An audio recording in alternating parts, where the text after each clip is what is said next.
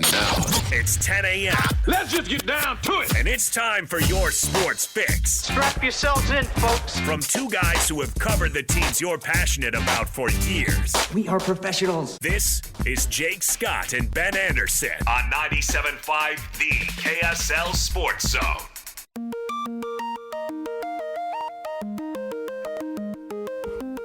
Jake and Ben, 97.5, the KSL Sports Zone. What a way to start the show. Let's get right out to it, Ben. Out to the zone phone we go. Joining us now, he played for the Utah Jazz from 2004 to 2011. I was there, I told you yesterday, Ben, when he came down the escalator at the Salt Lake International Airport. He's an NBA All-Star and, no big deal, an NBA champion. Mehmet Okur with us here on the Jake and Ben Show. What's going on, Memo? How are you? What a entrance, man. I appreciate all you guys just saying right there, man. I appreciate it. I'm good. How are you guys? Doing okay? We're doing terrific. Yeah, good morning to you, Memo. You remain one of the all-time Jazz fan favorites. In fact, we did a list of the top 50 Jazz players of all time. I think you came in at number 12 overall. I mean, your time in Utah remains beloved by Jazz fans. Do you feel that when you come to Utah? I always feel. I mean, as soon as I step on the airport and when I'm here, even started from baggage claim to the hotel to the arena to on the street, try to get a coffee. Like, I feel that love from people. And that kind of shows me, especially when I walk around with my kids and family, when I get that love from fans, they're like, "Oh, Dad, you must have done something good here," kind of feeling. You know, I was like, "I guess I did it okay." So it kind of like get that love really, really, really makes me feel great, and it's always great to be back in town and connect with you guys and people, and I feel home still. I know this is such an obvious, kind of question about, Utah Jazz lore and you being a Jazz player, but what was it like playing for the great Jerry Sloan?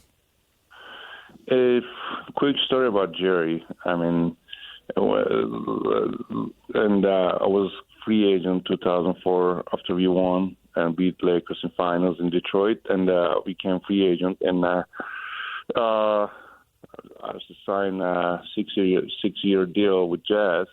My first day here, as soon as I arrived at the airport, I get picked up and on my way to hotel, and everybody was talking about Jerry.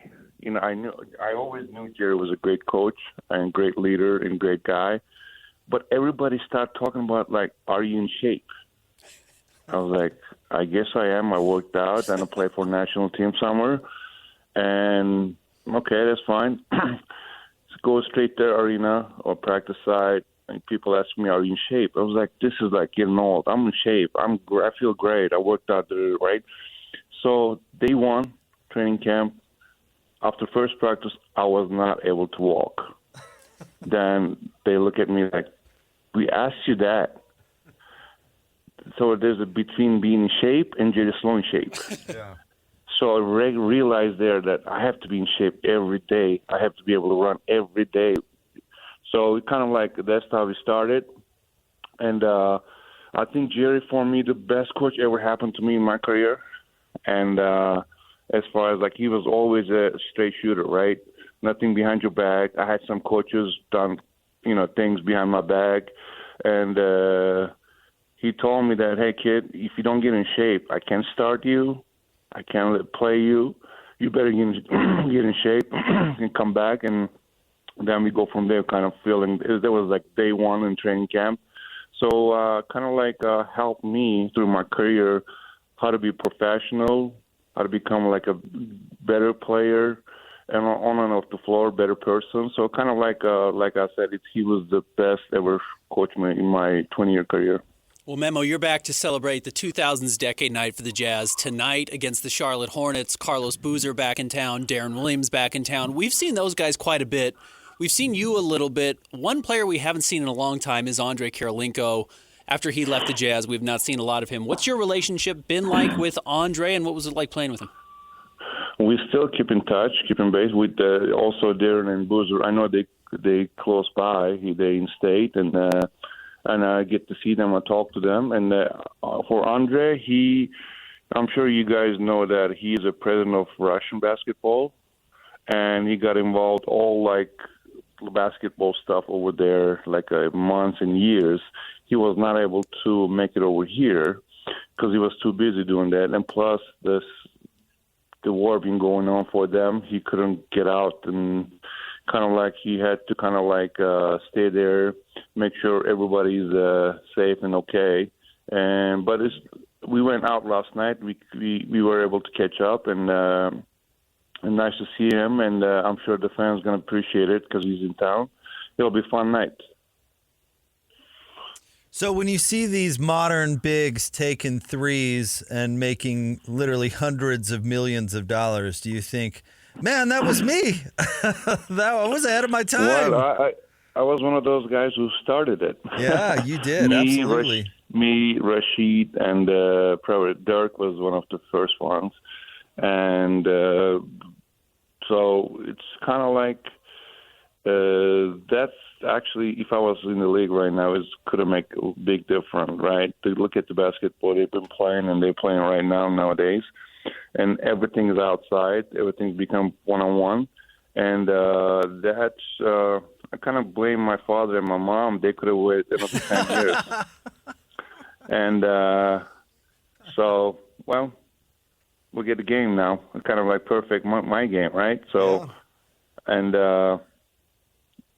we could make a lot of money. Let's say that. So, Memo, you look back at your career with the Jazz, and you make the conference finals, you make an all-star team. Right before you join the Jazz, you win the title with that 03-04 Pistons team.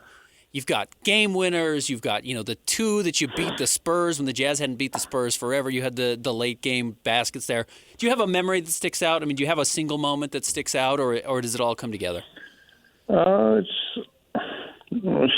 think that all the money man deals started with the San Antonio game. I had a putback, plus a couple of buzzer beaters, and against Seattle, and there's so many games I played. But being on the Western Conference Finals, and kind of like one of the signature memory for me. And as far as individual goals and everything, I broke a couple 3-point make and per year. I had that record. Then probably either Joe or Gordon broke that, and took it away from me. But it's okay. Also made the All-Star team 2007. It was kind of like all together. It's great memories, great times.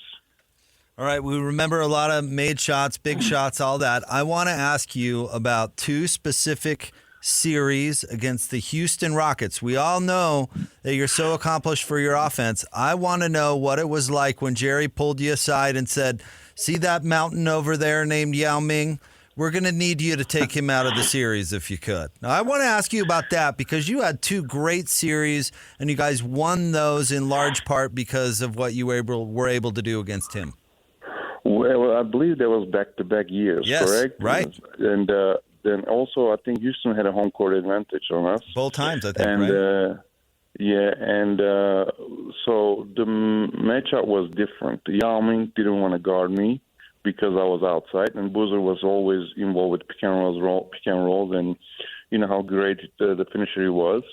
And they kind of like the opposite matchup, which helped me because I was out there because of the dribble penetrations, Boozer, kick outs and everything, and I was kind of free, and I was able to make those shots at the end. But the thing for me was the kind of like guarding Yao Ming was, I think, helped me as far as like defending, how to defend like a bigger guys, taller guys.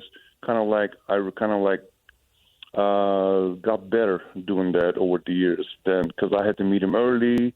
Now don't give him he's on space, make him shoot over tough shots over my hands and box him out. Defending him was really difficult for me, but we did a hell of a job as a team and everybody helped each other. But on the other end, I was able to make those shots because the Darren is such a, he's great IQ and great passer, and the teammates was able to find me, and it was a good series. Memo, your NBA career ended 12 years ago. What have you been doing since? What are you doing currently? I was coaching and Turkish national team about 3-4 years. I got involved with because we have kind of good talents there. The generation is coming, and I tried to help them. And I've been doing that. I still live in San Diego, kind of like an Uber driver, no tips. And I'm sure you feel me on that. And just playing golf, work out, take the kids tournaments and practices every day, something, right? So kind of like easy life, the life I've been dreaming to do. So that's what I'm doing, enjoying my life and family. Yeah, the dad dream, man. Yeah, it's that's the the dream. it's the best. That is so cool. And hey, listen, we're so happy you jumped on with us. We're so happy you come back and visit and remain a part of Jazz Nation in the community. It's so cool. We're excited to see you coming up tonight, and we appreciate it. Thank you very we'll much. see you tonight, Memo. Thank you. Thanks for having me, man. Good talking to you guys. Take care. You too. You bet. Mehmet Okur. If you were to draft, yesterday we did the draft of 2000s players for What You Got Wednesday. If you were to do a draft purely of fan favorites, Memo's in the conversation for number one. Oh, he'd be at the toward the top, certainly. Yep. He's in the conversation for just overall incredibly likable. He even has this funny come from behind story a little bit, as he mentioned to open the show, which is he was a huge signing. Boozer and One of the Okur few free agents to sign here, yeah. signed. He was restricted, I believe, and Detroit did not. And they had just won the title, and they had Darko, and there was kind of this thought that, okay, they're not going to be able to pay everybody. He was really I think good, they though. decided to pay Tayshaun Prince instead. It was one of those situations, right? So he comes in, huge signing, and then, as he mentioned, just wasn't in shape. No. And Jerry wouldn't play him, wouldn't start him, and it was just like, oh, this is a catastrophe. And he overcomes that, meets Jerry's toughness, matches what the Jazz ask of him, and then I think exceeds all expectations. Buys in. Big time. Yep, absolutely. And you know what? Fans can really sense that too, Sam. I mean, it's not hard to spot. And just so enjoyable. You covered him a lot of his career. My career was just starting when he was leaving the NBA, but certainly remember him growing up in Utah. Just a guy that you could just tell was beloved by everybody. Coaches liked him. Jerry really liked him. I mean, everybody came around on Memo. And he's not really the type of player Jerry really liked, No. which I think actually says a lot about him. He changed Jerry's perspective and game plan because really Jerry had to. I mean, they signed him. You got to play him. You got to find a spot for him, and I think it made Jerry a better coach. Absolutely. You got to be willing to adjust. And man, there's a reason I wanted to lead with that question because he was just such a iconic figure. Yep. And the way he carried himself. I mean, he was like, Ben, I randomly out on 3rd West today as I was coming into work, saw some little car that was painted like the Marlboro car. Okay. Yeah.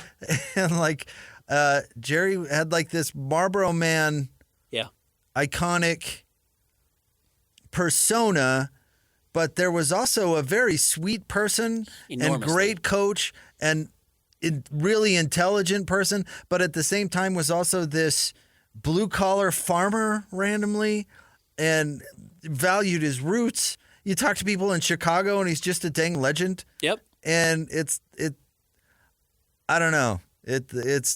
I wonder what it was like to play for him. That's why I always ask, what was it like to play for that guy? You've not ever heard really anybody come out who had any extended time in Utah. 'Cause some guys couldn't handle it. Some guys came in and washed out. Mark Jackson, some of these guys just couldn't figure it out with what Jerry expected of you. But everyone who played here for 3-4 years leaves and says, this is the best coach I ever played for. And it's not close. And as Memo said, which I think you would like to think never happens, but it does, he never did anything behind my back. Just was a straight shooter. Told me exactly what it was going to be, and then followed up with it. Did what he said he was going to do. Told me what he needed from me, and when I offered him that, I played. That's why all his, press conferences and stuff were so consistently repetitive because the message never changed, the demand never changed, the game plan really never changed. All those things always remained consistent. But great stories from Memo. Your question about defending Yao Ming, which really was, it's what makes great players, right? It's players who step up and do things you don't expect them to do that makes them really fun and adds to their lore, especially when you're a role player. And that might be selling Memo a little bit short as an all-star, but, he was the third or fourth best player on those teams, depending on the year, and had to step up. And when you were going to run pick and roll 60 times a game with Boozer and Darren Williams, he had to find a way to contribute. And he hit clutch shots, but also he had to contribute on the other end of the floor and did. And he wasn't super fast, but he was pretty big and he was pretty strong, and he gave Yao Ming fits in that series. He doesn't get credit for carrying the team a lot when Boozer didn't play, too. Boozer's controversy was he was in and out of the lineup a little bit, which was indeed true. And Memo had to carry the team during those stretches and usually did a pretty good job. But you know what? Nice that those guys will all come in and get together. And for the Jazz, who one of their major weaknesses as a franchise have really poor ambassadors for their team, that the all-time greats, Stockton hates being around, Carl doesn't get out a whole lot anymore, Pistol Pete's dead. Like, for those four guys to be around, really embrace Salt Lake still. Obviously, as you mentioned, it's hard for Andre Karolinko to get here for enormously important reasons. But for those guys to be good guys, enjoyable people, like Salt Lake, speak well of the team, speak well of their coach, is a real boon for the team. And maybe why, when our conversation yesterday, Jake, about how actually rocky that team was compared to how it's painted now, is why they are beloved. Because those are guys you can still wrap your arms around, I think, as a Jazz fan. No, it was very human stuff. I mean, it was a very human team, but very successful. Not ultimately successful, which again, getting down to we just measure things on rings, then everybody's going to be disappointed. But very successful and a lot of personality. I think Carlos Boozer was somewhat misunderstood. He didn't come off as genuine, where I don't think that's really, he wasn't trying to. He was genuinely Carlos Boozer. Yeah, right. It was, and he just wasn't Karl Malone. And if you ever talk to people who interacted with him off the floor, he was very, very nice person, Yep. very, very polite, and all those sorts of things. He was raised in Alaska, right? Kind of a small town type of friendliness to him, if that makes any sense. Quaint. Very, very quaint, but yet was a lightning rod. He was a lightning rod the whole time he was here. By the way, miss these days. Mehmet Okur's first year in Utah, he's 25 years old. He plays 82 games. Second year, plays 82 games. Third year, plays 80 games. His next 3 years, as he gets 28, 29, 30, plays 72, 72, and 73 games. Dude played. Yeah. I mean, the one time he didn't play was when he got landed on, right? Then he gets squished in half by, was it D. Brown? I can't remember who it was. Oh, yeah, something like that. Messed up his neck real bad. And then, of course, the Achilles. Which came in the playoffs, and, man, that was unfortunate. But the Jazz gave him another deal after that, right? They did. They signed him. So they didn't have to do that, I remember talking about at the time. And then he's living a great life. San Diego with his... Yeah, the dad life. His supermodel wife, Miss Turkey. And, I forgot about that. She was Miss Turkey, and he's forgot about that. 3 kids, I think. They've got to be, those kids have to be, 16, 17 now. You know what? The WAG factor in the 2000s was pretty strong, actually. Like Miss Turkey, Masha, who was like a pop star, right? Mm-hmm. And then Cece was the personality. Yep. Do you want to explain WAG? Do people know WAG as an acronym? Wives and Girlfriends? Yeah. Wives and Girlfriends? Yeah. Trying to remember if there were any others that stood out. Matt Harpring's wife was always there. She was the doctor, right?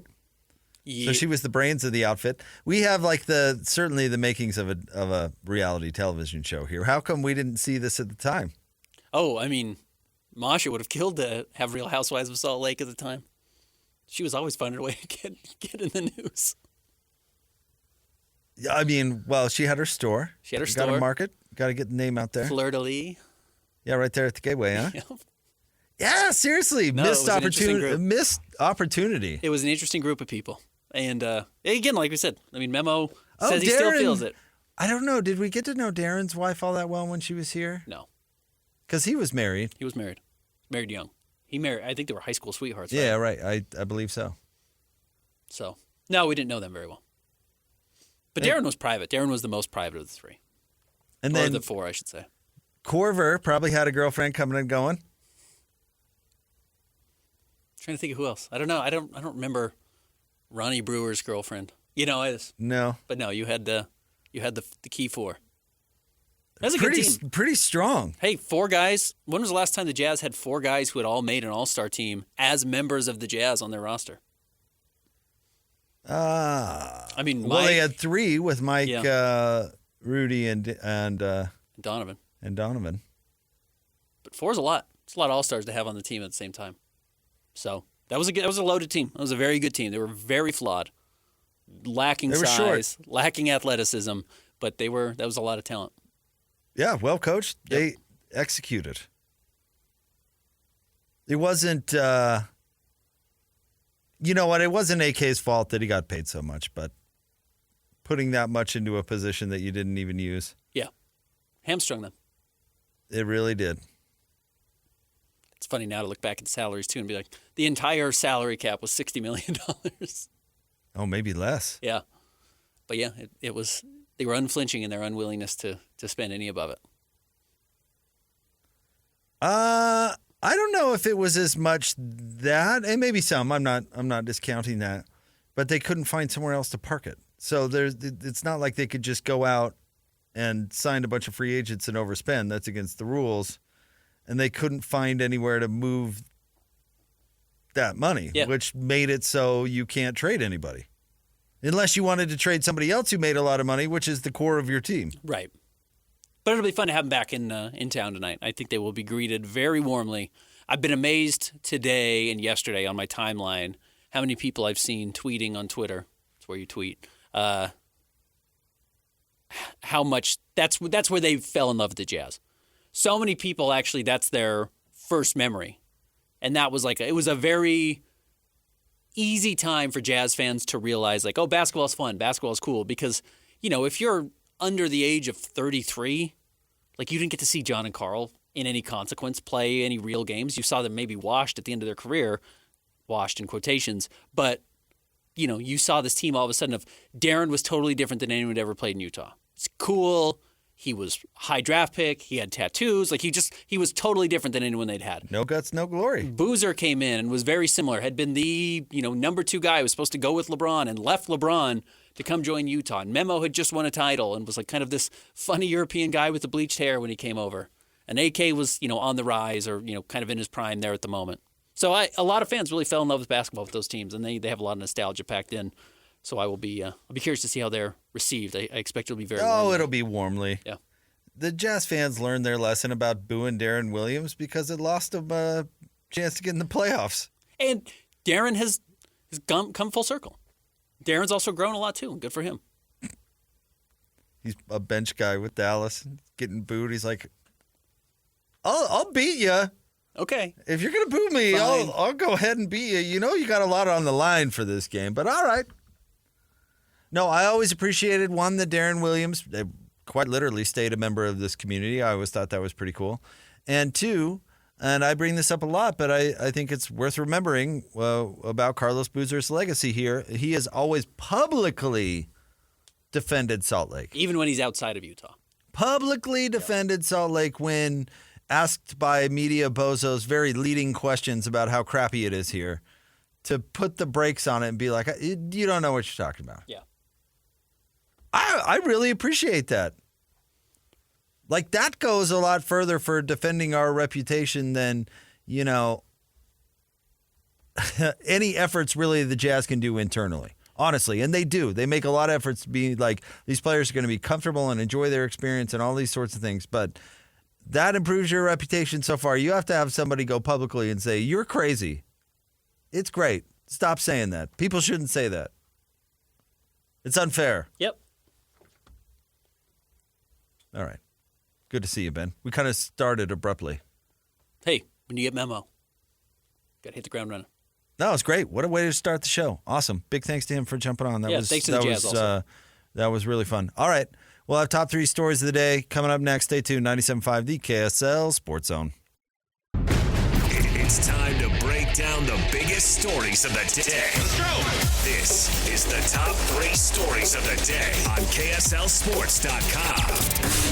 97.5 The KSL Sports Zone.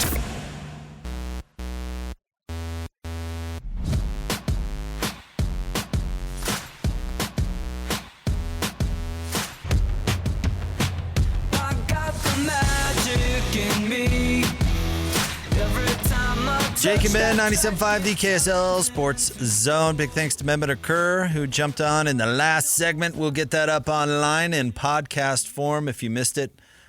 He was great. It was a lot of fun. He told a great Jerry story about getting into camp out of shape, which was hilarious and was really, really good. So make sure and download that sucker. Well, always download the Jake and Ben show. I mean, come on. Please do. Can't miss a second. Yeah. I'll also. What is Ben going to say next? It could be anything. I'll also write up the story at KSL Sports later today. Yeah, get to that if you can. But download. If you have a minute. All right, top 3 stories of the day at KSLSports.com. Brought to you by J. Brooks Jewelers. 2 locations to serve you. One on Winchester Street across from Fashion Place Mall. The other, Traverse Mountain and Lehigh. All right, Sarah, where are we starting? Number 1, the Jazz host the Hornets tonight. Jazz back in action. 26 games left on the season. You want to make a prediction on their record? 24-2. Okay. Wow. Gonna go so on the a Jazz are going to end with 50 heater. wins? Yeah.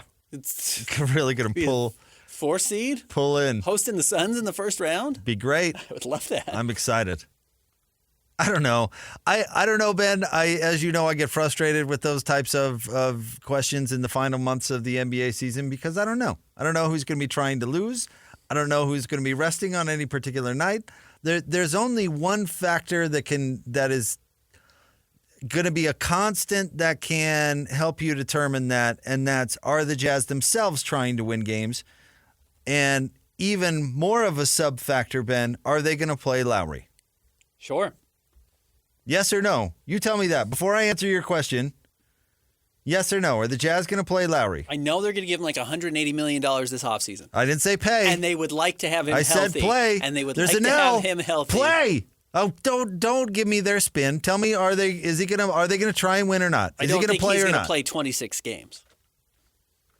So no. I see 20 games for Lowry the rest of the year. So last year the Jazz finished with 37 wins on the season. They have 26 today. Do they surpass 37? They have 26 games left to play. Okay, let me ask you this a different way, Ben. You keep asking the same question, which doesn't have an answer, but let me ask you this in a different way. Over, under, hot dog minutes down the stretch at 25. Yeah, I'll be curious. They keep bringing Bryce Sensabaugh around the roster, and they don't play him. It's not an accident that he's up there. He could be playing as many minutes as he wants right now with the Stars. Okay, well, sub out Sensabaugh for hot Right, dog. exactly, I mean, how many exactly. times are they playing these guys the whole game? It's the same guy. Yeah, right, it's the same guy. I'm picking on hot dog, but it could hot be dog anybody. has to play because the rotation is that deep. I mean, you got to play him because you don't have that many players. But 25 minutes? Hot dog Probably minutes, 17, over, under. 17 a night. Because if hot dog's playing 25 minutes, then that tells you everything about the Jazz intentions on a nightly basis. The Jazz lost a lot of games down the stretch that they could have won. Let me put it that way. So are they trying to win or are they trying to lose? I think they are focusing on the development of Taylor Hendricks. Stop it. If you're going to ask the question for me to predict how they're going to be in the last 26 games, well, you have to answer that question. Do they want to win or not? I don't want to hear the spin. I'll hear the spin when it happens. Lowry had a hangnail. They want to rest him. They want him healthy going into his contract. Blah, blah, blah, blah, blah, blah. Are they going to play him or not? I don't think winning is the primary goal. Okay. I don't think losing is the primary goal, but I don't think winning is the primary goal. They could easily come in under last year's 37 then. So you think fewer than 11? If they're trying to lose, sure. It's I didn't easy. say that. I said that's not their primary goal. They're not trying to lose. I know that I'm doing the show with Justin Zanuck right now, who's going to spin this whole thing to me, and I get why you would. It's not what I said. There, Jay-Z. I understand. It's not at all what I said. I'm giving you exactly what is going to happen. I'm telling you what is actually going on the floor. They're not trying to lose. They're not trying to win. They're focusing on the development of their young players. That's not a thing. So what is that going to? That's trying to lose. That's Okay, code if you for wanna say trying to that's lose. trying to lose. Focused Okay. on the development So of the how year. many That's games they can code win? for trying to lose. I totally disagree with you. Because if they can win with Taylor Hendricks on the floor, they will take the wins. If ifs and buts are candy They're and not nuts, gonna we'd all pull have a guys Merry off the Christmas. floor in Is the it their final best 2 minutes? lineup or not? Bryce Sensabaugh is not in their best lineup. And course not. neither is Taylor Hendricks, as much as I love his potential. Keontae George, you could argue, is. Sure. But are they going to play their best guys minutes to win games. I'm not saying Tom Thibodeau it, but I'm saying, are they going to try and win or try and lose? And you're telling me they're going to try and lose, which is fine. But if the goal is to come in under 37 wins, yeah, 100%. Okay, you're taking under 37. If that's what they want, if they don't play Lowry for the rest of the year and Hot Dog plays 32 minutes a game, yeah, they could win 2 games the rest of the way. Here's the thing. I'm telling you actually what's going on, and you're trying to paint all these hypotheticals. But I'm telling you exactly what is happening. They are not trying to lose games. They are not solely focused on winning games. It's not their main goal. If it was, they wouldn't have traded Kelly Olynyk and Simone Fontecchio, and they wouldn't be playing Taylor Hendricks. It's more complex than that, the trade thing. And sure, you know it is. Absolutely is. But if they were only focused on winning games, they wouldn't have traded those guys. If that was the only goal this year. Yeah. So we can say But fairly. yeah, it's obvious. They're not contending. Okay, they're keeping an eye on. But don't give me this waffle crap. So all Are I'm they asking trying you to win or not? All I have asked is, are they going to get to 37? You tell me they're trying to get Lowry to his contract healthy. You spare me that. Are they trying to win or not? Are they trying to make the play-in or not? No. Well, then, yeah, they can lose as many games as they want. So if you're saying, well, they want to lose a few, but not all of them, well, that's up to them then. That's literally what I'm asking. You're telling me exactly what I just asked you. You asked me to predict something that's not possible to predict because there's so many variables that go into it. I just identified the biggest variable. But the nice is thing the team going to try and win or not? Here's the nice thing. You know all the variables, so you can make what I would call an educated guess using critical thinking. Absolutely not. Combining all that nuance that Ben, you have. Is Charlotte trying to win tonight? They're not. But yet they've been remarkably good since the trade deadline, so you have no idea. Well, they don't have Gordon anymore. Brandon Miller's playing great, but you're right. They've won some games that they shouldn't have won. Maybe getting rid of Terry Rozier was a victory. I mean, you go down the list here. Is San Antonio trying to win or not? No. Is Atlanta trying to win or not? Yes. Is Orlando trying to win or not? Yes.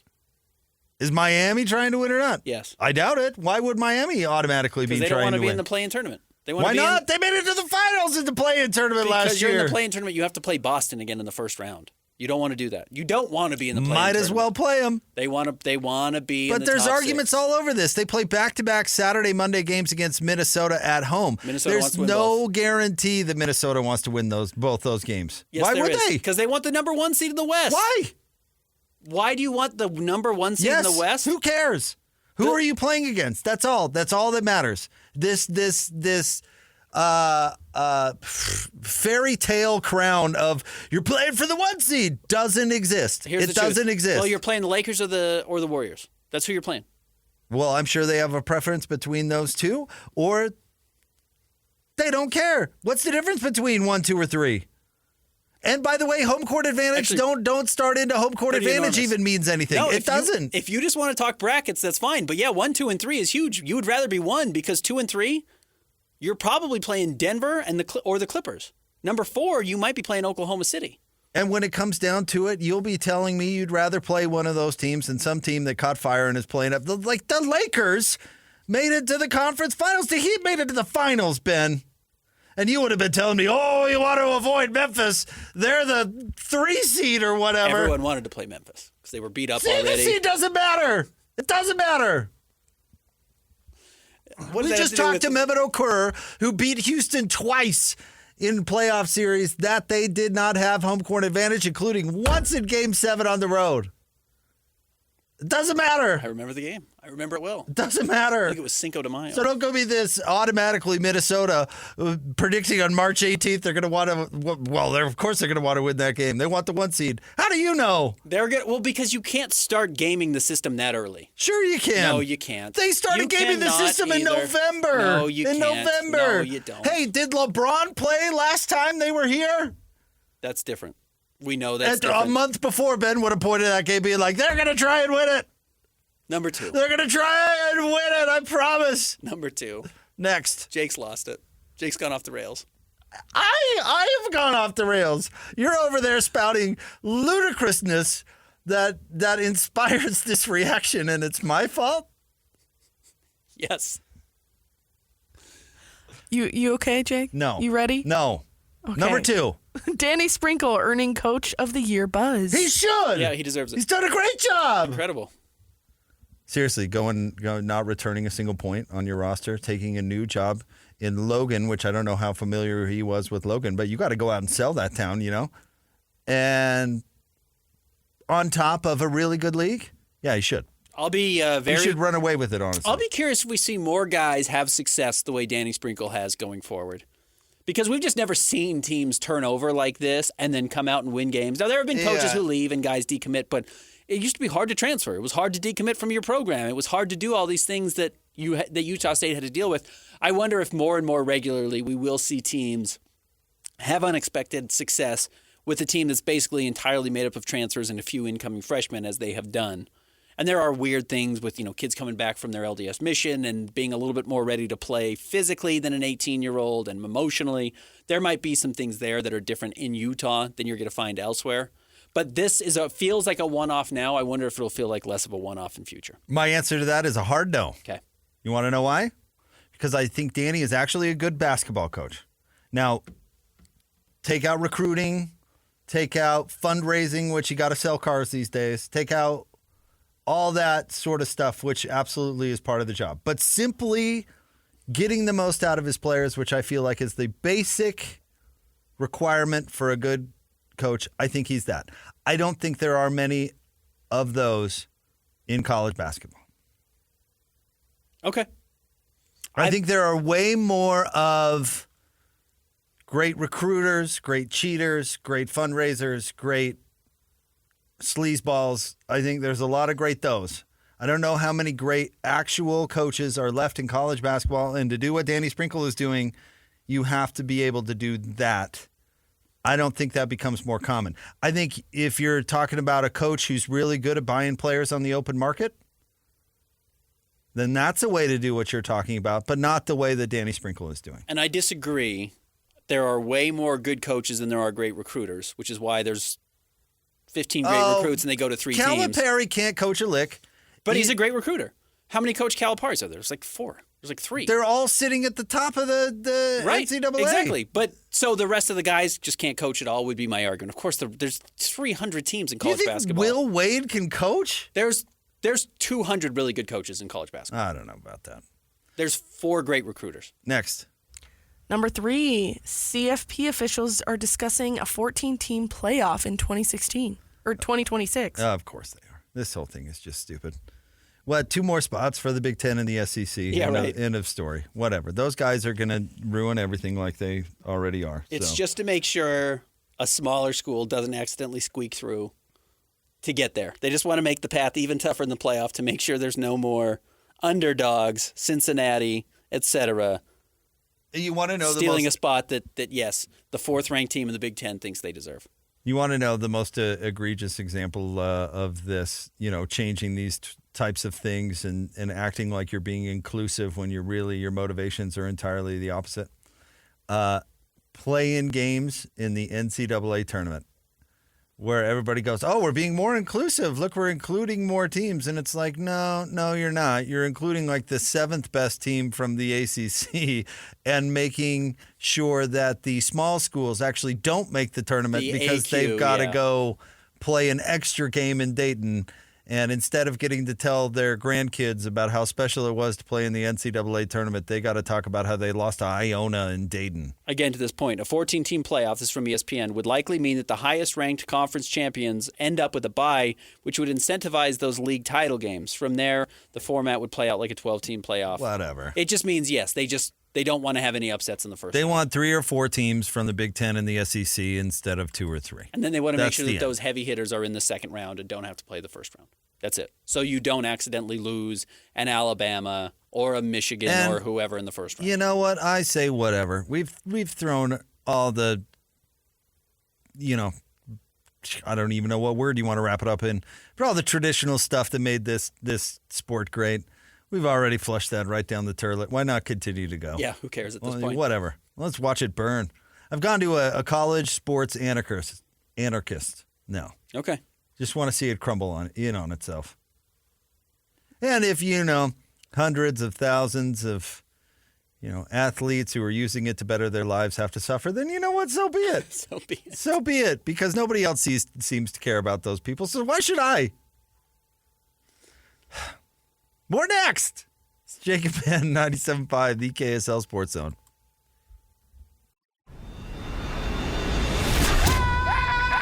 The sports you love, the teams you can't live without. Get a sense of urgency! This is Jake Scott and Ben Anderson on 97.5, the KSL Sports Zone. All of the lights.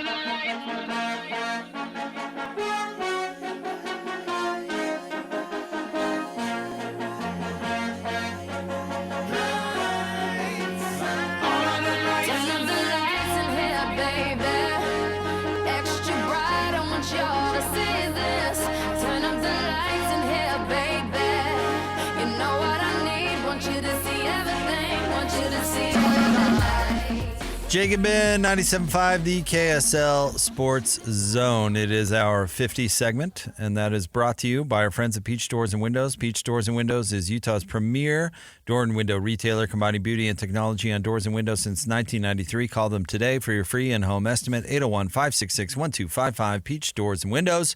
Also want to remind you to nominate the youth sports volunteer that you know for the Hercules Hero of the Week. Submit your nomination at kslsports.com/contests and listen every Thursday afternoon to JJ and Alex for the winner. Help us celebrate the efforts of those volunteers making an impact with the Hercules Hero of the Week, sponsored by Hercules Credit Union. Quickly, I don't know if we'll ever get full numbers on what the MLS is getting in subscriptions from Apple TV or vice versa. By the way, it's MLS, not the MLS. Whatever. I got yelled at that for by that who? once. I don't know, Trey or somebody over there. You can call me. Because it's like not the Major League Soccer, it's just Major League Soccer. Yeah, but I also call it the NBA and the NFL. Yeah, but the National Basketball Association makes sense grammatically. Like the MLB doesn't make any sense. It's just MLB. Well, good luck fighting that battle. It's like Sarah getting mad at me because I said Rudy Gobert was having a baby. I'm just passing along the word, bro. All right. Wordsmith. I do think guys like Lionel Messi are obviously going to drive subscriptions. And probably you get a lot of international people who want to watch Messi play and have these opportunities to play. It also becomes really difficult if you or I are thinking, hey, I don't watch a ton of MLS. I'll watch Real when they were on. I loved when they were on KSL, or I could get on the app and I could watch all the games.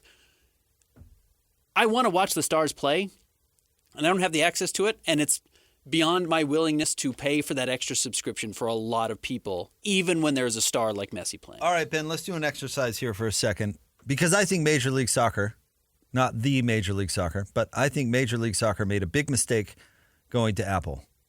Just like I think the Pac-12 would have made a huge mistake going exclusively to streaming at whatever they were planning on doing.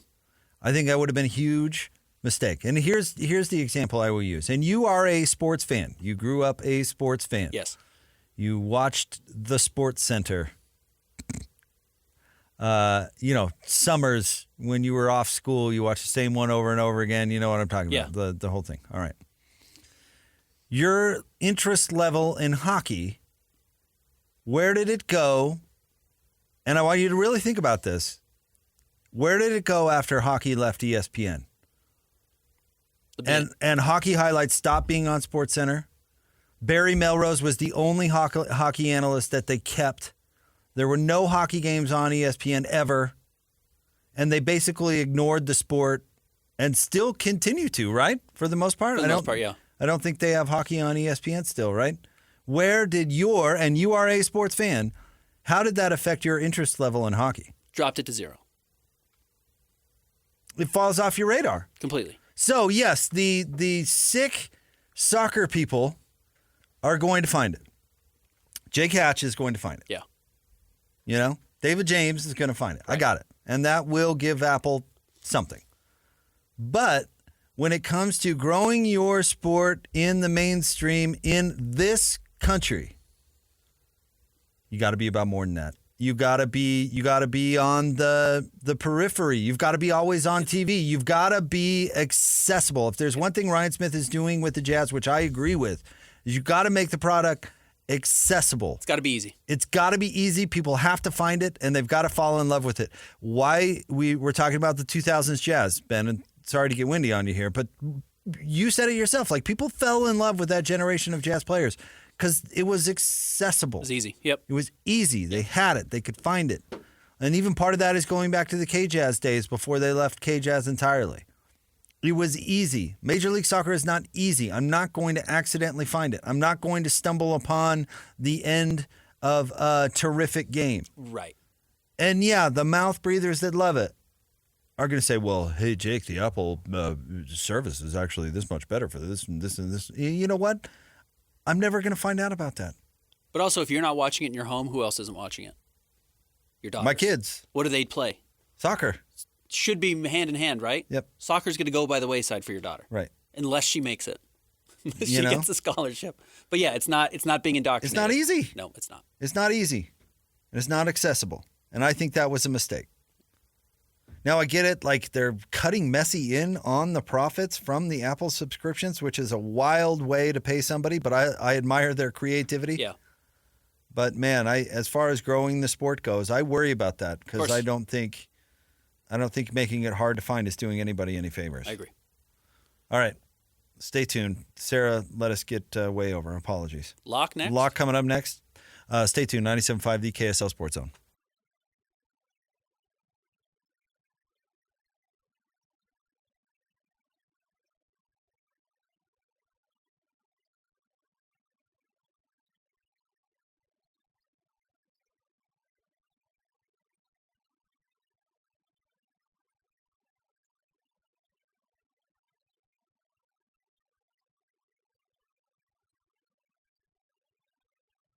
Your home for the best sports coverage in Utah. You're listening to Jake Scott and Ben Anderson on 97.5, the KSL Sports Zone.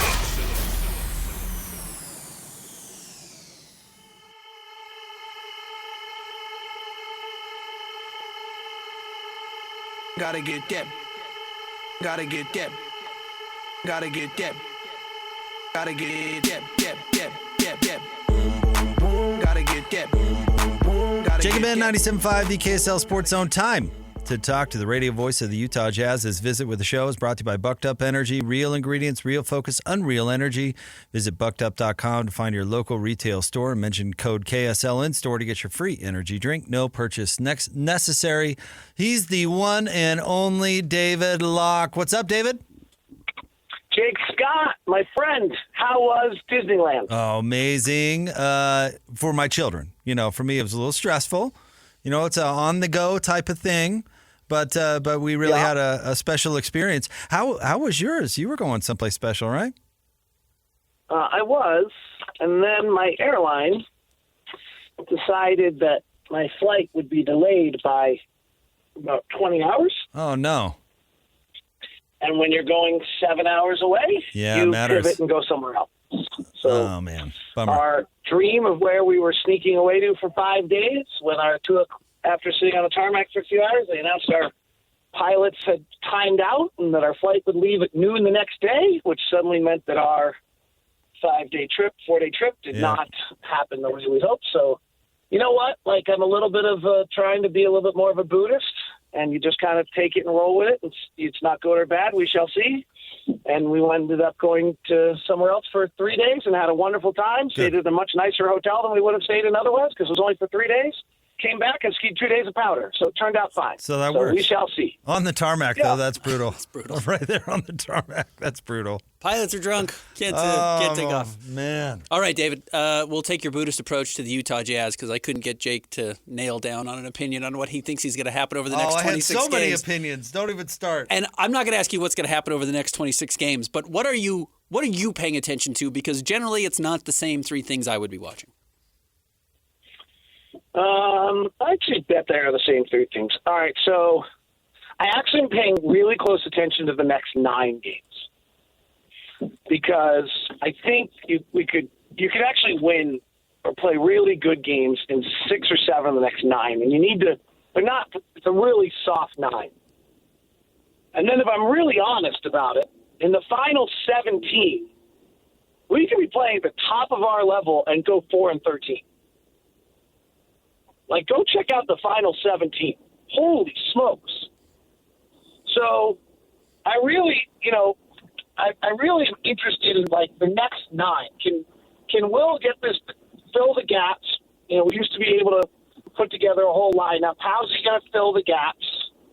What's he going to do? Obviously, that there's some of the rotations just didn't feel right. So what changes? Are we sticking with John and Walker together and trying to make that work? Are we sticking with Taylor and Jordan together off the bench and trying to make that work? Are we sticking with Taylor and Taylor off the bench, like just filling the spots of Kelly and Simone that way? Like, are you trying to mix it up? Like, what did Will come up with, and how does it play in the next 9 games? So that would be the first one for me. The second one would be, I thought Keontae played really, really hard against the Warriors, and like harder than I've ever seen him play. Engaged and focused on every possession at a level that's different. When you're great as a high school player and a college player, you don't have to be focused at that level because you're fine. Like, you're so good that you'll just be fine. But when you're playing Steph Curry and you're playing, Jamal Murray, and you're playing the starting point guards of the Western Conference, Shai Gilgeous-Alexander, you better be that focused every night. So I want to see if Keontae, while playing 33 minutes a night, which is probably what he's going to do the rest of the way, can maintain that level of detailed focus for every moment, because that's what begins to – it's cute that you got here with a lot of talent, but if you're going to survive and be great, that's what it takes. He's got all the talent in the world. That's why he was the number 3 high school player in the country. I think we lost David. We'll get David back for you. What do you think over there, Ben? I loved your loaded question. Jake and then you you didn't even ask him the question you asked me. No, I was just throwing him under the bus. Oh yeah, he wouldn't have an opinion on this, but anyway, I'm not going to ask you that because I was trying to get David to give me an opinion. So I said, I'm sick of guys not giving me opinions today, and my co-host hasn't given me a single one. I gave you plenty of opinions. I talked to you about the only opinion that matters. Well, not the only one. The most significant opinion that matters. And that's of the front office and whether they want to win or not. That's it. That's an opinion, which you could not respond to, by the way. So Keontae George, over his last 10 games, is averaging 15.4 points, 3.8 assists, and 2.9 rebounds. Most importantly, maybe shooting 48% from the floor and 42% from 3. But David, continue. We cut you off at Keontae George being the 3rd best player from his draft class, or his high school class, excuse me. I was really good. I was still going. Still just going. So can Keontae, like, his talent has carried him his whole life. Now, can he play with that level of focus and detail? Like, I want to see that. So that's 2. 1 was, and then can we just improve a little defensively? Like, a little? Like, we're 30th in the league in the last 15 games. Like, we got to find a way to figure out how to play defensively. Maybe not. Maybe the personnel just isn't going to. But is there a way to get a little bit better defensively? All right, David, while we were waiting to reconnect with you, I was talking about Ben's loaded question for his question there. The reason I wouldn't answer Ben's predict the last 26 games is because there are so many variables that go into that. It's impossible to predict. Is the other team trying to win? Are they trying to lose? Are they playing their people? But I said it's going to come down to one thing and then one sub thing. Are the Jazz actually going to try and do they want to win basketball games? And does that manifested by, does Lauri Markkanen actually play? So my question to you is, do they want to win? And how many games do you think Lauri will play? Well, I think Lauri will play almost every game, I would think. I'd be surprised if we shut down Lauri. I mean, he's looked hobbled at times this year from wear and tear.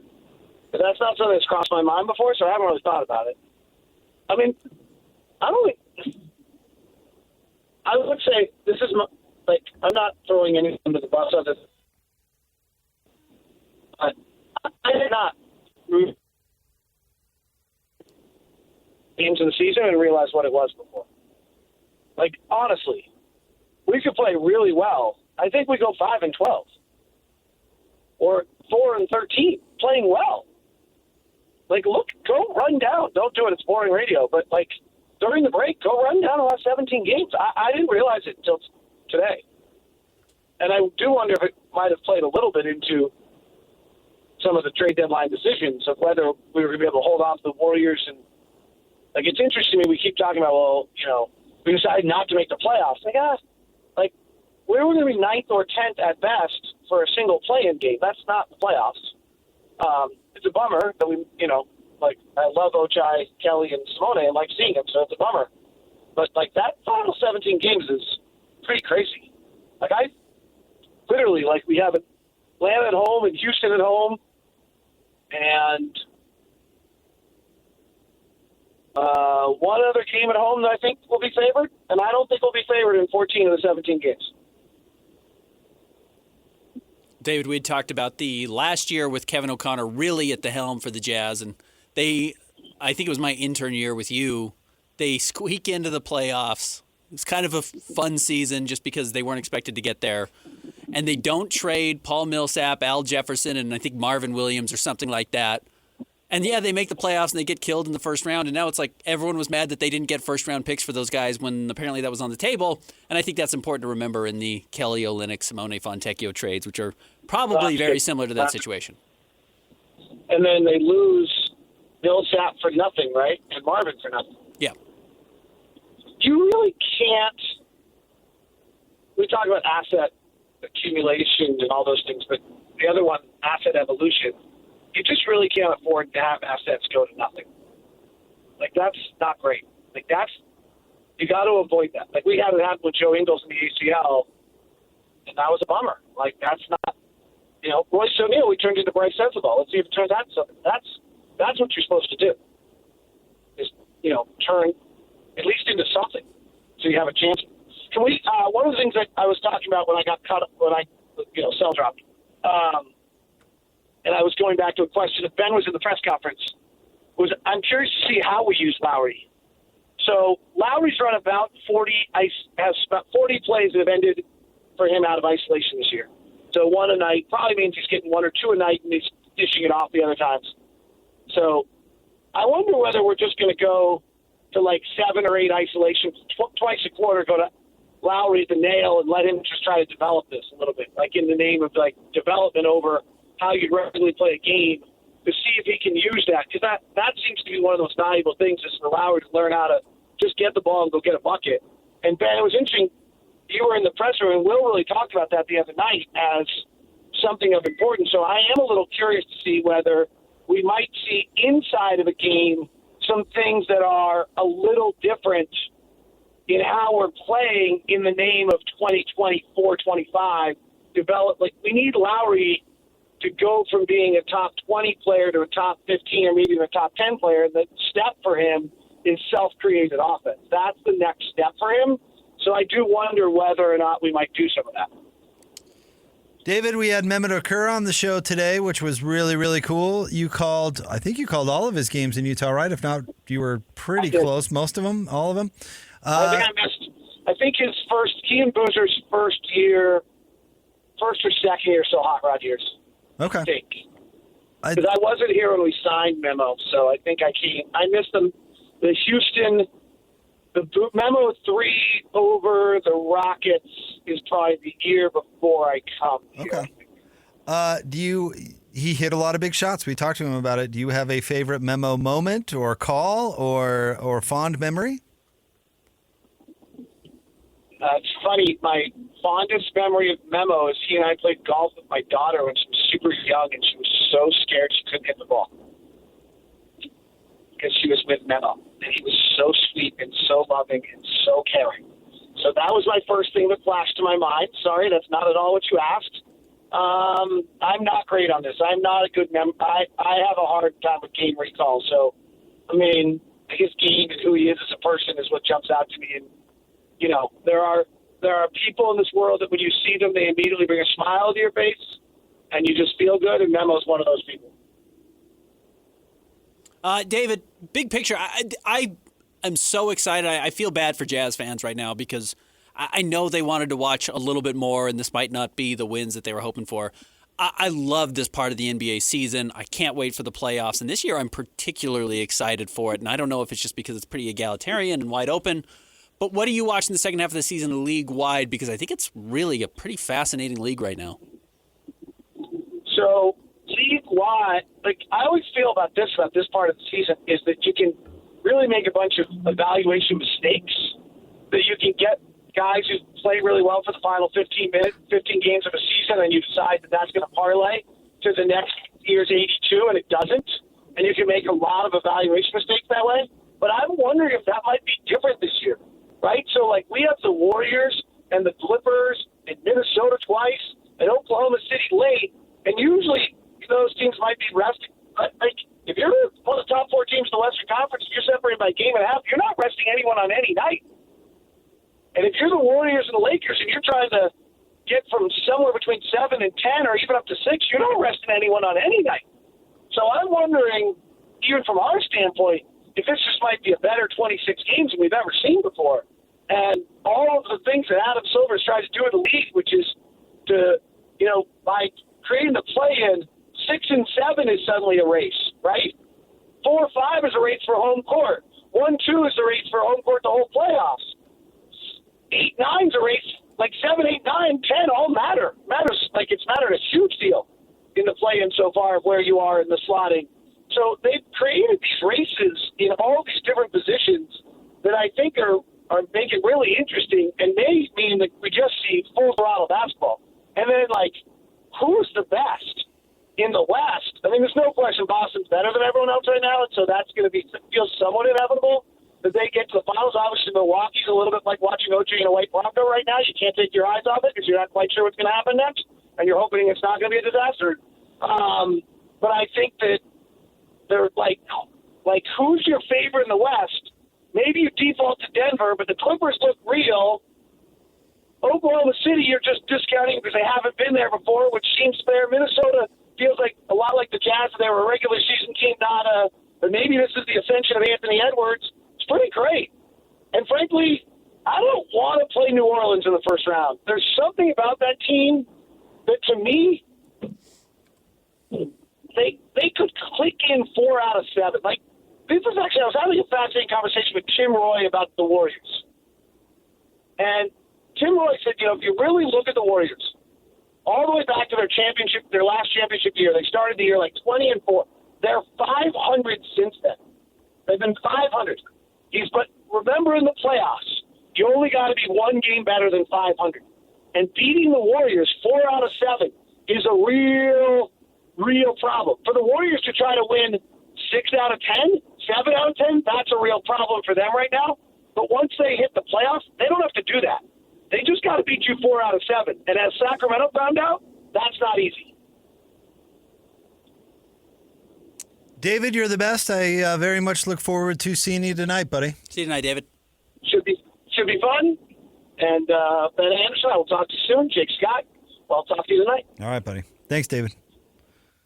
David Locke, radio voice of the Utah Jazz. East is interesting. Everyone's beat up except for the Celtics. So does everyone get healthy all of a sudden?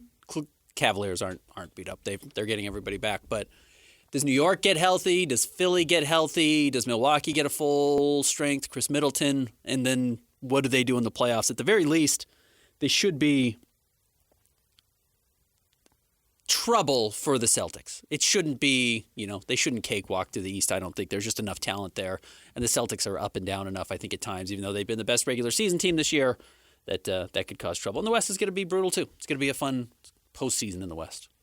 Don't count out my Magic, who have my second favorite NBA experiment going on right now. Okay. My first favorite NBA experiment is, can you make a soft player like Karl Anthony Towns effective by pairing him with Rudy Gobert? Okay. Which did not work last year and seems to be working quite well this year. In the regular season. Cat can be soft. Mm-hmm. Rudy does the hard things. Yeah. And Anthony Edwards is their best player. Great experiment. Yeah. Orlando is my second favorite experiment. Can you have just a whole team of the same player? Okay. New Jersey, or excuse me, Brooklyn is trying to do the same thing. It's not working. They're young, and they're the exact same player. They're really long and really athletic, and Two-way, with the minor exception of Banchero, I suppose. Yeah. But they're the exact same guy. Mm-hmm. And it worked for a while. Now I don't know if it is working. Yeah. But I think it's a really crazy experiment. Brooklyn was basically 500 to end the year after trading Kevin Durant last season. Opened the year 500 through like the first 25, 30 games, and then have just absolutely fallen apart. And they're doing the same thing. Yeah, it's a bunch of the same guy at every position. It's bizarre. It's interesting. Like if somebody gets disgruntled or falls out of line or heaven forbid gets hurt, it's like, well, we got another guy. Yeah. We got another 6'8". We got another dude that can do just that. Yeah, plays both ways. He's not great at one thing, but he kind of does everything Kind pretty of well. flawed, but still does nothing major. Yeah. Apparently you need more versatility than that. I don't know, do you? More versatility than versatility. You know what I mean? You can have too much versatility as well. As bizarre as that sounds. Want to remind you that Ethan Millard with Teton Wealth will be live in studio with Hans and Scotty on Monday to help you with your retirement plan. Tune in or visit retireteton.com for more info. We'll have more next. Jake and Ben, 97.5, the KSL Sports Zone. Whether it's the Jazz, Utes, Cougars, or Aggies, these guys have got you covered.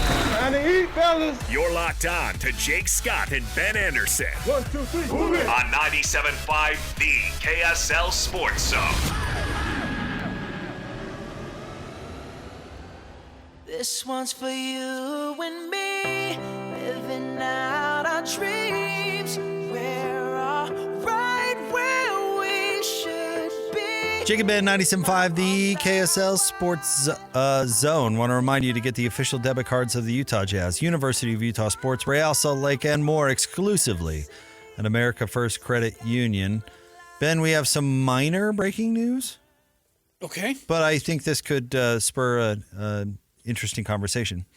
Per Adam Schefter, Chargers are finalizing a deal to hire USC running back coach Kyle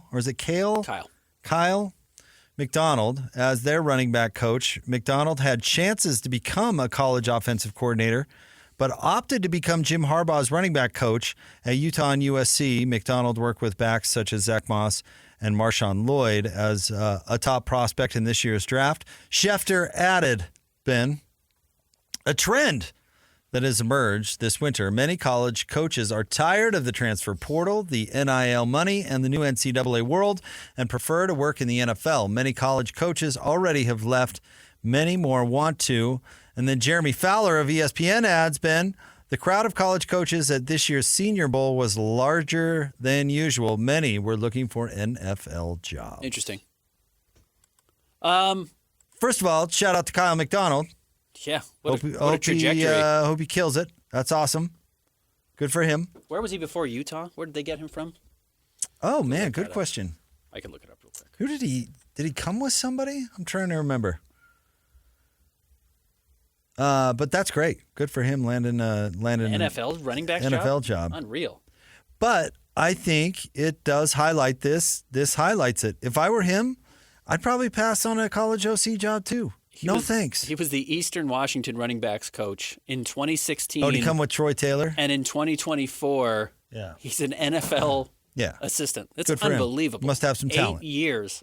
Excited for him. It's crazy. Good for him. But I would do that too. I would pass on the college garbage and take an NFL job if I could. I don't care, OC, whatever. I'd want to be on that track because I'd have no interest in selling cars and begging kids to stay and lining up Built Bar deals. I'd have zero interest in any of that. Give me a job where I'm actually coaching football. Now, I'm totally with you. I will also just say adapt or die, which a lot of these guys, kind of the old heads of the college football scene, I totally understand. And I wouldn't blame them at all, whether it's Chris Peterson at Washington or now Harbaugh leaving Michigan, or even if Witt decided, like, I hate this. I don't want to do this anymore. I would totally say, good for you. I would also bet you that there are coaches from the mid-'90s who looked at what they were doing in the mid-2000s and were like, I would never do that. I can't imagine coaching in the 2000s with the type of scrutiny you face as a program that you could get away with in the 90s. Or the 90s could go back to the 80s and say, man, the stuff we were doing in the 80s was crazy. You wouldn't believe the stuff we could get away with as a team, practicing, etc., behind the scenes that nobody saw. And in the 90s, everything was on TV and you could find everything. And the internet had rumors and there were message boards and whatever. So I think this has always happened. This is very much it on steroids because this is totally different with NIL and everything we've ever done. In fact, I pulled up Kyle McDonald's page for the University of Utah, and what's located in the top right very prominently, a link to the NIL for the University of Utah. Like, it's on the front page of the coaches, which when did we just stop separating that? Was those supposed to be separate? But anyway, That was supposed to be the rule. there's a huge link for the NIL right on the front page of University of Utah's coaching pages. So I don't blame the guys if they leave. I do think this has always kind of been the case. You can always look back and say, man, 10 years ago, we didn't have to deal with any of this crap. So that's always going to be consistent. But I do think you're going to lose a lot of guys to the NFL, and that's I think you're going going to lose a lot of guys to the beaches of South Carolina, like Randy Ray. I think you're going to lose. Anytime a profession loses capable people, it suffers. And now the job is about all this garbage that's not coaching. And so the people that succeed, and I brought this up earlier in the show, the people that succeed are not going to be the best coaches. No. Not giving the best instruction, not having the best interest of the young people. All that really good stuff Certainly not in college. is gone. Yeah. Not anywhere. They'll go to the It's- NFL. They will be better in the NFL. You still need great coaches in the NFL. Okay, but there's a lot fewer jobs in the NFL. Mm-hmm. And it used to be about career track for success. You were a college coach, you were a pro coach, there wasn't a whole lot of overlap because there's different things. Now they're fleeing college like it was on fire. And I do think we overrate. Like Kyle McDonald's swiftest way to be a head coach, if that's what he wants, is not to go to the NFL. No, probably not. But it's a better job. Yeah, your life is better. I do think, and look, I'm sure he's making more money now I'm not. with the Chargers than he would have as the running backs coach for How much do you think they pay USC. the running backs coach for the Chargers? Because I bet you could get an offensive coordinator job in college, which he just passed up, for like $1.5 million. You know Probably. what they're not paying running backs coaches in the NFL? $1.5 million. No, you're right. If that was the offer, if he was passing on a lucrative offensive coordinator job for a P5 school to go be the running backs coach, you're right. He's probably maybe having a salary. I don't know. I honestly don't know what assistant and by coaches the way, make. good for him. I told you I'd make the same decision. But that's the thing that I do think is important. We kind of pretend that, oh, well, you give these guys enough money and they'll stick through anything. No, people value happiness. But people see, that's the really thing want is- to be happy. It used to be a great job. Yeah, it's It not a used good to be job a anymore. great job. And even the part of the job that nobody liked, recruiting, was just a portion of the job. And the recruiting ended once the name was on the dotted line. Yep. Where you could go from recruiting to coaching, which is different. It is different. Coaching is hard because you have to tell people to do things that they don't necessarily want to do or that don't necessarily come naturally. And that doesn't go hand in hand with begging players to stay. No, you need leverage. It doesn't. You need leverage. I mean, I've used this comparison over and over and over again, but as a fraternity guy, there's a difference between pledging and rushing. And for those of you not familiar with it, rush is when you're saying, hey, we want you to be a part of this thing. Yeah. Like, we're recruiting you, we're rushing you. And then once you're a pledge, it's a different world. Yeah. Because now you've got to become part of the community. And it's not, we're begging you to stay, you're here. Yeah. It's different. You're required to buy in. They're Yeah. not continuing to try to buy you in. You've You've got to buy in. Yeah. And it can't be that way anymore. And I wouldn't like that if I were a coach. Oh, you're telling me if I did, let's see, you made a mistake that you've made a few times, and my way of reminding you about your mistake is to make you run a couple of ladders. Well, I'm going to go play somewhere where I don't have to run ladders. How are you supposed to coach? How are you supposed to coach? Yeah. How are you supposed to do that?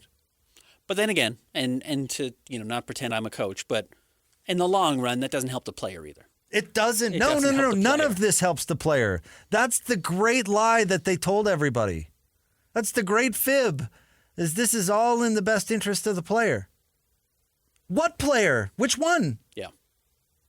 In their best interest, how? That they can buy a better lunch? Okay. Are they better athletes? Are they better people? Are they better set up for their future? Oh, I'm sorry, you don't care about that. It's about being able to buy a Cafe Rio burrito instead of Top Ramen. All right, is that all that matters? Oh, they get to go where they want to be happy. They get to find their ideal situation. Do they?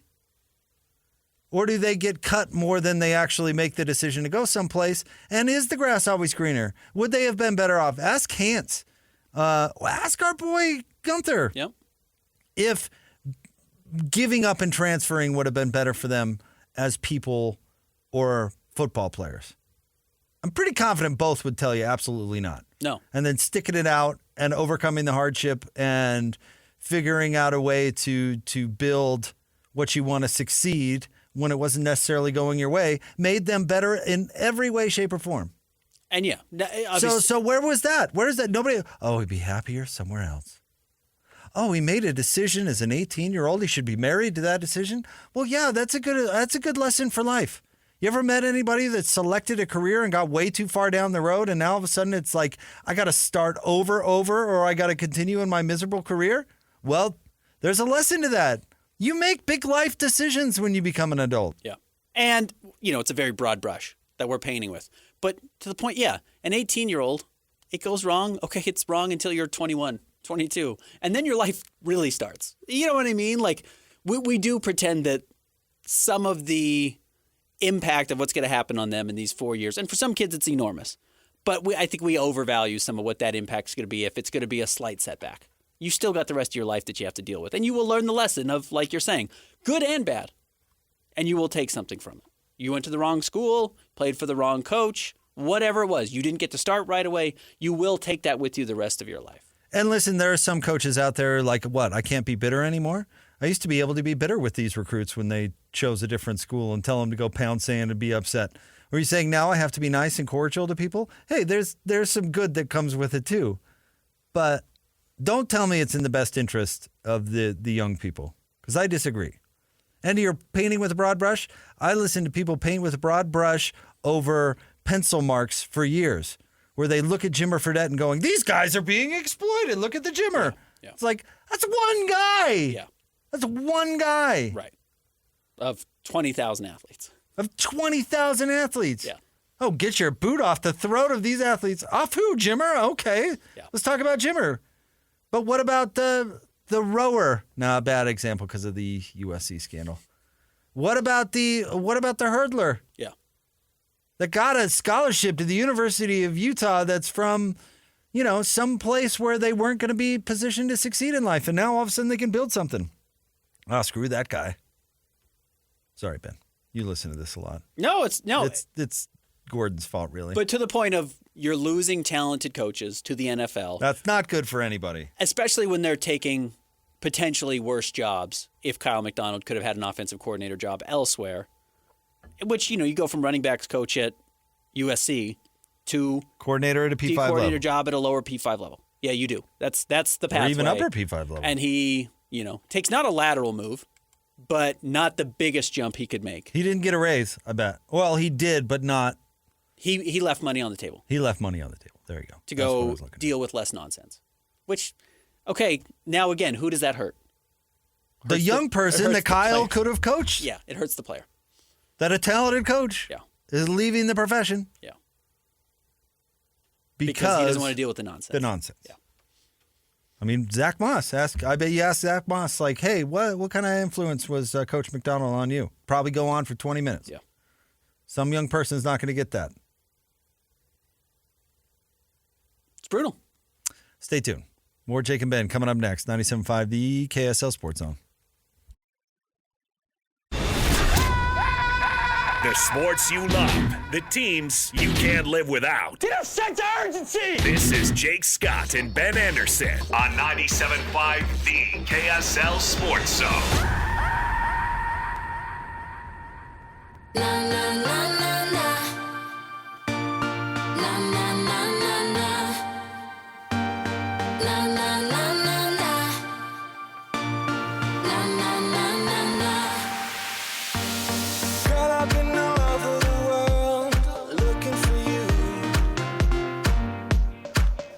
Big Ben 97.5, the KSL Sports Zone 50 segment brought to you by Peach Doors and Windows, Utah's premier door and window retailer, combining beauty and technology in doors and windows since 1993. Call them today for your free in-home estimate, 801-566-1255, Peach Doors and Windows. Hey, Ben, did you see this? Apparently, Jalen Brunson went on some podcast with, what's his name, the Barnes guy? Carl Barnes. Derek Barnes. Okay. Matt Barnes. That one. He went on that podcast and said his team twice approached the Dallas Mavericks about their willingness to sign a 4-year, $55 million contract extension. And the Mavericks passed twice. Yeah. And then apparently Mark Cuban didn't even talk to him after he decided to leave. Yeah, they totally misread the situation. They had a second-round pick who would sign for basically nothing in today's. I mean, that's what people realize. That's what Simone Fontecchio is going to get this summer. He's going to get like 3 years and $30 million. So 5 years and 40 or whatever it was for an all-star who's the best player on like the third seed team in the Eastern Conference right now. 4-year, 55. Crazy. No, the pennies in the NBA.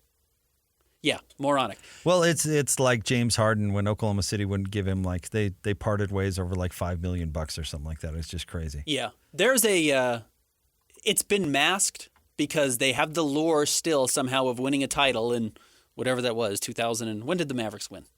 Whatever that was. Early 2010. Was it even that? Yeah, right. It was so long ago. But still kind of like gives you some presence, some authority, some authenticity. And then you randomly draft Luka when he never should have been on the board for you. You should have had Marvin Bagley III because everybody should have drafted Luka in front of the Atlanta Hawks who traded them to Dallas. If you were to take Luka away, which obviously you can't do, like that is a disaster of a team for 12 years, 13 years now. Now, what have they done well? Well, they drafted Jalen Brunson in the second round. That was what they've done well, and they absolutely blew that. They had some rebuild stuff that was okay, but you know what they did is they moved on from Donnie Nelson. You know, Mark Cuban, you know, at some point these celebrities, and I'd put Cuban in that, you know, believe their own headlines. Look at Jerry Jones. Jerry Jones and Jimmy Johnson. You know, you ruin what's worked because egos get involved. And add Luka Doncic to that. There was this weird dynamic between Donnie, Rick Carlisle, and Luka Doncic. Mm-hmm. And so they're not moving on from Luka, so they're going to move on from Donnie Nelson and Rick Carlisle.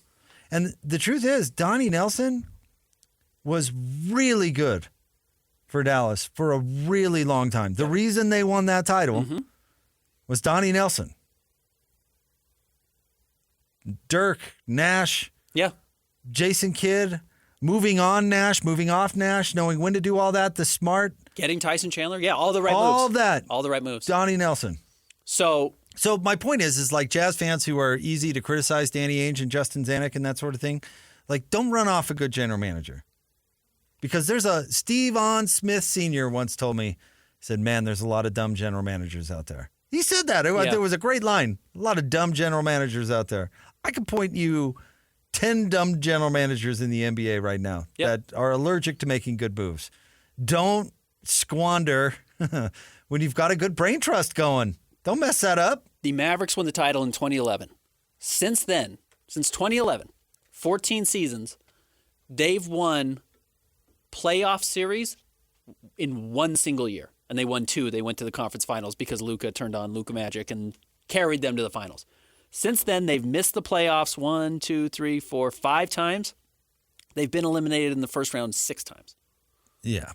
They've had 1 year since they won the finals of winning a playoff series. And they were allotted a rebuild after that run when Dirk was 1,000 years old. And you know what? And they gave Dirk his money and let him ride out his career in Dallas, which is noble. I mean, the Lakers did the same thing with Kobe. Yeah, legacy. They took care of their guy, and even when he didn't have it, they played him and all that stuff. He was a part of the rebuild, even though he wasn't a part of the rebuild, all that stuff.